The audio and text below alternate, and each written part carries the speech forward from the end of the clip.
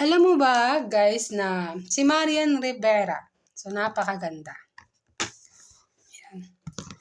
Pero alam mo ba siya yung nagpapatunay na hindi mo kailangan maghubad sa harap ng camera para lang magkaroon ng maraming views. So napakagaling, no? Sobrang yung TikTok niya, siya natang TikTok queen. Isang sayaw lang niya halos umaabot ng milyon. But anyway, shout out po kay Nilda Ferrer Ramos sa Star. Yan. And eto lang nag-scroll kasi ako sa Facebook last few days. May nakita ako doon na isang babae, small content creator na may 5.2k followers. So, may content siya doon na hindi ko alam kung bakit hindi siya binan ni Meta. Kasi, naka-t-shirt na puti, walang panloob, naliligo. So, hindi man madadagdagan yung followers niya, pero yung buzzer niya, sobrang dami.